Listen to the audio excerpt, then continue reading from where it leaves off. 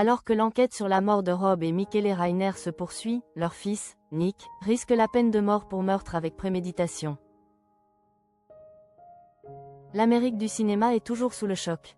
Dimanche 14 décembre, Rob Reiner, réalisateur emblématique de Stand By Me, et son épouse Michele Singer-Reiner ont été retrouvés morts à leur domicile.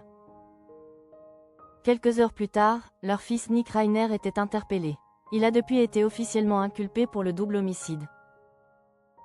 Il encourt désormais la peine maximale prévue par la loi californienne. Selon les informations de People, c'est leur fille Romy Reiner qui a alors fait la macabre découverte. Venue chez ses parents pour célébrer Hanouka, elle a trouvé les corps sans vie du couple, présentant de multiples blessures par arme blanche. Les secours et la police ont été immédiatement alertés. Très vite, l'enquête s'est orientée vers Nick Reiner, 32 ans. Il s'agit du fils aîné du couple, avec lequel une violente altercation aurait ainsi éclaté la veille du drame.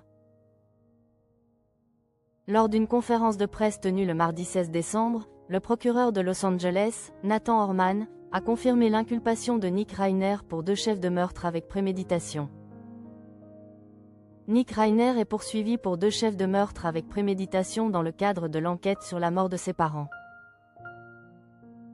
Une qualification pénale qui expose alors l'accusé à la réclusion criminelle à perpétuité sans possibilité de libération conditionnelle, voire à la peine de mort.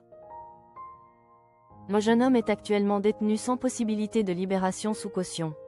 Selon France 24, il a été jugé provisoirement inapte à comparaître, dans l'attente d'une évaluation médicale approfondie.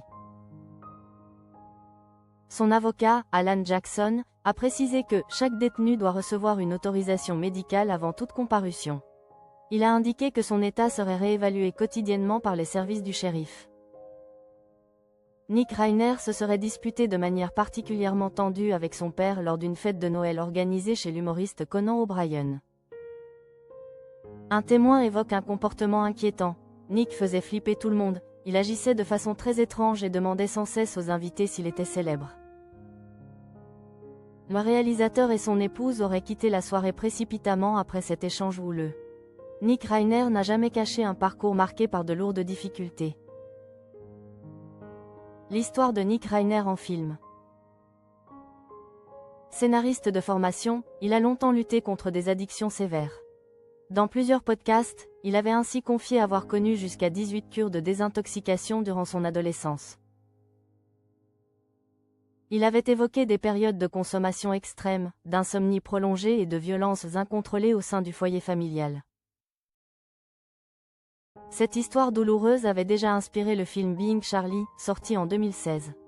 Le scénario, écrit par Nick Reiner et largement autobiographique, avait été mis en scène par son père. Les premières conclusions de l'autopsie, communiquées par le procureur Orman, confirment alors que Rob Reiner et Michele Singer-Reiner ont été mortellement poignardés dans la nuit de samedi à dimanche. À ce stade de l'enquête, aucun mobile précis n'a encore été établi.